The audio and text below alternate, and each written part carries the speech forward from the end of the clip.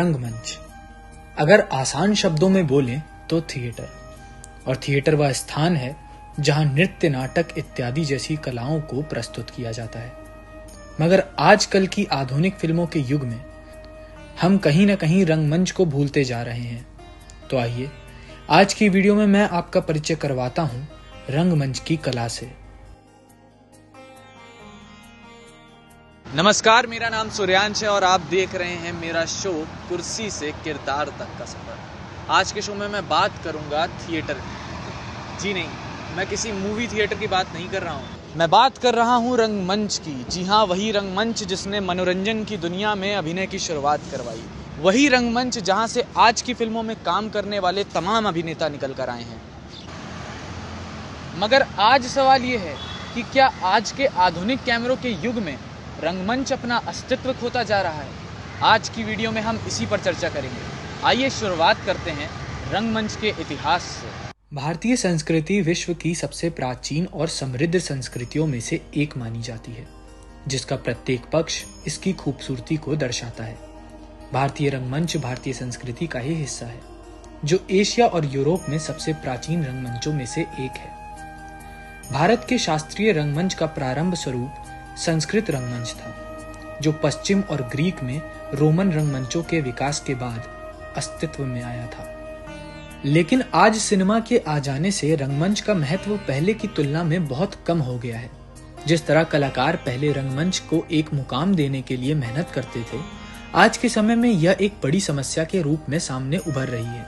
हर कलाकार की आखिरी मंजिल सिनेमा पर जाना है, जिसकी वजह से रंगमंच की जो अहमियत पहले थी, धीरे धीरे वक्त के साथ साथ खत्म होती जा रही है। आज के समय में लोग रंगमंच में समय देने से ज्यादा सिनेमा की ओर भागने के लिए तत्पर हैं, जो कि कहीं ना कहीं रंगमंच को पीछे ढकेलती जा रही है। क्या आने वाले समय में भी रंगमंच के साथ यही समस्या रहने वाली है, या फिर जिस तरह से धीरे धीरे रंगमंच का महत्व छोटा हो रहा है, क्या आने वाले समय में यह मात्र एक जरिया बनकर रह जाएगा, या फिर आने वाली पीढ़ी रंगमंच को पहले जैसा मुकाम दिलवाने में सक्षम होगी? मैं इस वक्त मौजूद हूं दिल्ली के मंडी हाउस में। मंडी हाउस मतलब भारत का वो हिस्सा जो कलाकारों से भरा हुआ है। यहाँ आपको कई कलाकार रोते, गाते, हंसते, चिल्लाते मिल जाएंगे। रंगमंच की कला सिखाने वाली भारत की मशहूर संस्था राष्ट्रीय नाट्य विद्यालय भी मंडी हाउस में ही मौजूद है। और मंडी हाउस में आपको ऐसे कई तमाम ऑडिटोरियम्स मिल जाएंगे जहाँ पर रंगमंच की प्रस्तुति होती है।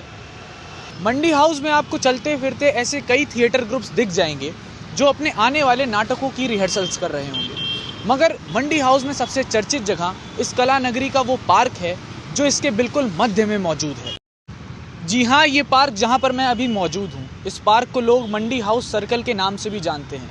इस पार्क के चारों तरफ से वाहनों की आवाजाही लगी रहती है, और इस पार्क की सबसे खास बात यह है कि यहाँ पे आपको कई छोटे बड़े थिएटर ग्रुप्स अपनी रिहर्सल्स करते दिख जाएंगे। तो मेरे साथ इस वक्त मौजूद हैं मंडी हाउस के कलाकार, और मैं चाहूँगा कि वो अपना इंट्रोडक्शन खुद से दें हमारे दर्शकों को। मेरा नाम रोहन कुमार है। बेसिकली मैं बिहार से हूँ, बट पिछले 7 सालों में दिल्ली में रह रहा हूँ और 7 साल से थिएटर भी कर रहा हूँ। पहले कॉलेज थिएटर सोसाइटी में था और फिर उसके बाद अब प्रोफेशनली कर रहा हूँ परिंदे थिएटर ग्रुप के साथ। बस यही है। रोहन जी, मैं आपसे ये जानना चाहूँगा कि अभी कुछ दिनों पहले कोरोना काल आया था, और कोरोना काल में थिएटर और ये वैसे तो सारी चीज़ें बंद हो चुकी थी, पर लोग थिएटर का बेसब्री से इंतज़ार कर रहे थे कि कब शुरू होगा, खास करके आप जैसे कलाकार।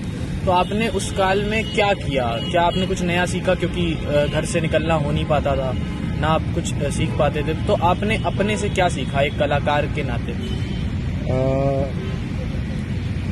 मतलब ऐसा नहीं है कि कोरोना काल में चीज़ें खराब हुई थी, क्योंकि ऑनलाइन तो सब कुछ चल ही रहा था। और मैंने पर्सनली, दूसरों का तो मुझे पता नहीं, बट पर्सनली मैंने अपने ऊपर बहुत काम किया। थ्योरीज बहुत सारी पढ़ी जो नई थी बिल्कुल। नाट्य शास्त्र पढ़ लिया पूरा, और भी बहुत सारी थ्योरीज थी इसकी, माइजनर की, इन सब चीज़ की बहुत सारी थ्योरीज पढ़ी। समझ में आई चीज़ें कि और किस तरीके से करना चाहिए चीज़ों को। बस। रोहन जी, मेरा आपसे एक और सवाल है कि आजकल के युग में जो आधुनिक कैमरों का युग आया है, और उससे हम देख पा रहे हैं कि रंगमंच की दुनिया में किस तरह का असर पड़ रहा है। क्योंकि आज की डेट में हम अगर किसी के सामने अगर थिएटर का नाम भी लेते हैं तो लोग सिनेमा वाले थिएटर का सोचते हैं और रंगमंच को ज़्यादातर लोग नहीं जानते। तो आप इसके बारे में क्या कहना चाहेंगे कि कैमरा किस तरह से इफेक्ट कर रहा है? यार इफेक्ट तो बहुत ज़्यादा कर रहा है। पहले नहीं था ऐसा, पहले ना लोग कैमरा भी करते थे जो थिएटर आर्टिस्ट थे, बट अब क्या है कि अब लोग थिएटर में आते हैं, बहुत ज़्यादा वक्त देते नहीं हैं और सीधा भागना चाहते हैं कैमरे की तरफ। बट ऐसा नहीं होना चाहिए। आप जितना ज़्यादा वक्त थिएटर में दोगे उतना ज़्यादा वक्त तक आप कैमरे पर काम कर पाओगे। बट आज की जो पर्सनल जो नए लोग आ रहे हैं थिएटर में, उन लोगों के साथ ये बड़ी दिक्कत है कि वो सीखना नहीं चाहते हैं। वो 1-2 महीने थिएटर करेंगे और उन्हें लगेगा कि वो बहुत कुछ सीख चुके हैं, बट एक्चुअल में थिएटर बहुत बड़ा है और उसका कोई अंत नहीं है। आपको बहुत बहुत टाइम देना पड़ता है। रोहन जी, मैं जानना चाहता हूँ कि मैंने देखा है कि जो लोग थिएटर की दुनिया से जुड़े रहते हैं उनमें कई तरह के टैलेंट होते हैं, तो क्या आप एक्टिंग के सिवा और भी कुछ करना पसंद करते हैं? मैं राइटिंग करता हूँ। अच्छा, मेरी 2 किताबें भी आ चुकी है जी, दोनों हिंदी में। एक उपन्यास है और एक कहानी संग्रह है। अरे वाह। तो राइटिंग है, इसके अलावा प्रोफेशनली राइटिंग का ही काम करता हूँ। जी जी। तो मैं आपसे गुजारिश करना चाहूँगा कि आप हमारे दर्शकों को कुछ चुनिंदा शब्द अपने सुना दें। अच्छा, ठीक है। एक गज़ल है, उसके कुछ शेर हैं कि खुदा भी शायद कभी तन्हा हुआ होगा, तन्हाई में उसने प्रेमियों का नसीबा लिखा होगा। खुदा भी शायद कभी तन्हा हुआ होगा, तन्हाई में उसने प्रेमियों का नसीबा लिखा होगा। दुख ज़ख्म हिज्र और खुदकुशी, दुख ज़ख्म हिज्र और खुदकुशी तो लिख दी उसने, वस्ल लिखना शायद भूल गया होगा। अरे वाह। हम तो ये सोचकर निकले थे सफ़र पर, हमारे साथ थोड़े ना ऐसा होगा। अरे वाह। ज़ख्म गर बढ़ते जा रहे तो फिर शिकायत कैसी, ज़ख्म गर बढ़ते जा रहे तो फिर शिकायत कैसी, खुदा कुछ सोचकर हमारे साथ ऐसा कर रहा होगा। अरे वाह। मतलब ये चीज़ें मैंने सुनी थी कि थिएटर आर्टिस्ट में कई तरह के टैलेंट होते हैं, वो आज मैंने देख भी लिया आपके साथ रह के। बहुत बहुत धन्यवाद आपका हमारे साथ बात करने के लिए। मंडी हाउस के खान चाचा की चाय बड़ी फेमस है। खान चाचा पिछले 30 सालों से यहाँ पर अपनी चाय की दुकान लगा रहे हैं। आज की फिल्मों में काम करने वाले कई ऐसे कलाकार जो आज बड़ा नाम कमा चुके हैं, वो भी खान चाचा की चाय का स्वाद नहीं भुला पाए हैं। हमारे साथ इस समय मौजूद हैं रणवीर जी, और रणवीर जी एक थिएटर आर्टिस्ट हैं। एज एन एक्टर वो काफ़ी सालों से थिएटर में काम कर रहे हैं, रंगमंच की दुनिया से जुड़े हुए हैं। आइए जानते हैं उनके हमारे टॉपिक पे क्या विचार हैं। तो रणवीर जी, मेरा आपसे ये सवाल है कि आज के आधुनिक कैमरों के युग में कहीं ना कहीं थिएटर अपना अस्तित्व खोता जा रहा है, कहीं ना कहीं दबता जा रहा है। इससे एक्टर्स को किस तरह की परेशानियां आ रही हैं, या फिर आपके इस पे क्या विचार है? आपको कैसा लगता है कि आप इतने सालों से रंगमंच की दुनिया से जुड़े हुए हैं और वही रंगमंच आज की डेट में आधुनिक कैमरों की वजह से कहीं ना कहीं उसका अस्तित्व कम हो रहा है, तो इससे आपके क्या विचार जो है वो उजागर होते हैं? आप हमारे दर्शकों को बताइए। सबसे पहले नमस्कार। नमस्कार। देखिए, आजकल क्या है कि एक एज एन एक्टर मेरा जो पॉइंट ऑफ व्यू है वो मैं आपको बताना चाहूँगा। जैसे कि आप कह रहे हैं कि जो कैमरा आया है उसने थिएटर को कितना दबाया है। देखिए, ये बात कुछ हद तक ठीक है, क्योंकि पहले क्या होता था कि हमने जो कहानियाँ सुनी, या अगर आज हम मंडी हाउस में बैठे हैं तो हम भी देखिए, हर इंसान किसी न किसी से इंस्पायर होता है, ठीक है। अब मुझे पता है कि मुझे एक्टर बनना है, क्योंकि हर इंसान को अपना फील्ड चुनने का अधिकार है। मैंने अपना फील्ड चुना। मैं एज एन एक्टर अपना फ्यूचर ले जाना चाहता हूँ, या जो मैं अपना करियर बनाना चाहता हूँ वो मैं एज एन एक्टर बनाना चाहता हूँ। तो जब मैंने जब आज से तकरीबन 7-8 साल पहले मैंने शुरुआत की थी थिएटर की, तो मुझे थिएटर के बारे में पता भी नहीं था कि थिएटर होता क्या है। तो मेरे एक दोस्त थे जिनके जरिए मैं थिएटर में आया, तो उन्होंने मुझसे कहा कि तुम थिएटर ज्वाइन क्यों नहीं करते हो। मैंने जब उन्हें बताया कि मुझे एक्टिंग का शौक है, मैं एक्टिंग करना चाहता हूँ, तो उन्होंने मुझसे कहा कि तुम थिएटर ज्वाइन क्यों नहीं करना चाहते, या थिएटर ज्वाइन क्यों नहीं करते हो।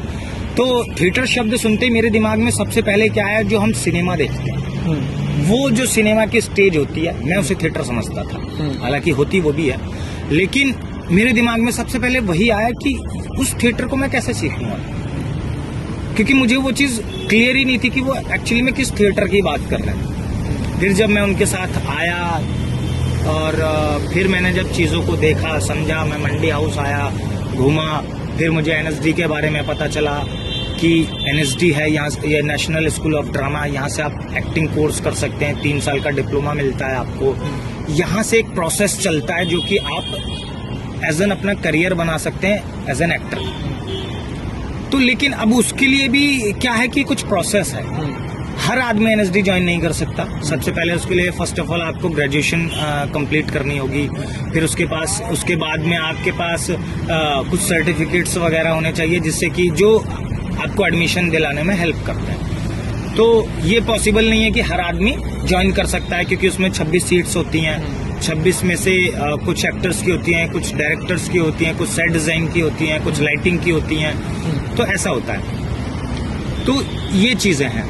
जब मैंने थिएटर के बारे में सुना तो बड़े बड़े दिग्गज कलाकार, जैसे कि आप नाम ले लें आपने नवाज सर का, इरफान खान, ठीक है, मनोज वाजपेयी जी, पीयूष मिश्रा जी, ठीक है, पंकज त्रिपाठी जी, एक बहुत ही दिग्गज और उम्दा कलाकार थे महेंद्र मेवाती जी, जो जिनका भी कुछ दिनों पहले निधन हुआ है। तो वो एक ऐसे कलाकार थे ना कि अगर मंडी हाउस में अगर उनका नाम बस एक बार ले लिया जाता था कि आज महेंद्र सर का प्ले होने वाला है, तो लोगों की भीड़ लग जाती थी।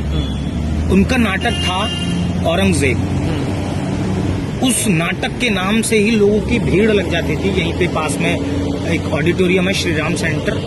तो लोग इतना पागल थे थिएटर के लिए कि उनका नाटक देखने के लिए लोगों को अगर सीट्स नहीं मिलती थी वो लाइन लगाते थे। ठीक है, जैसे आप अगर टीवी शोज देखते हैं या कुछ भी किसी सिंगर ने कुछ गाया या कहीं पे भी लाइव परफॉर्मेंस होती है तो ऑडियंस बोलती है ना once more once more once more. तो सेम उनके साथ यही होता था।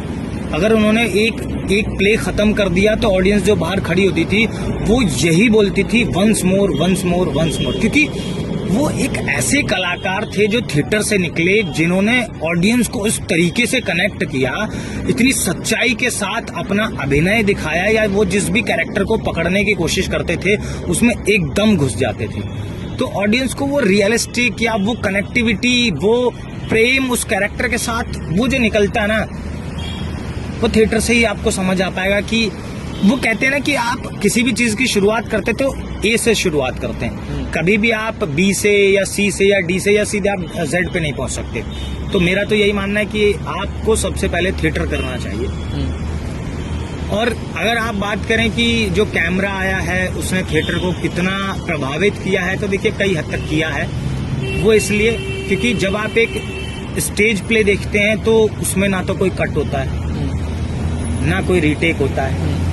अगर आपकी 1 घंटे की परफॉर्मेंस है तो वो कंटिन्यूसली चलेगी, ना आपको उसमें ब्रेक मिलेगा ना कुछ मिलेगा।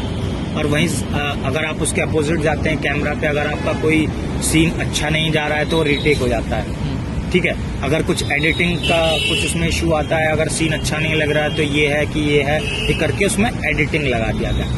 तो ये भी है। और एक पॉइंट ये, जैसे कि शायद मैंने आपको बताया है नहीं बताया, कि आप एक प्ले की टिकट खरीदते हैं 300 रुपए की, वहीं आप एक मूवी की टिकट खरीदते हैं 250 रुपए की या 300 रुपए की। उस मूवी में आपको फुल ऑन एंटरटेनमेंट मिलता है, आपको रोमांस मिलता है, आपको एक्शन मिलता है, आपको कॉमेडी मिलता है। ठीक है, वो फुल ऑन एंटरटेनमेंट है।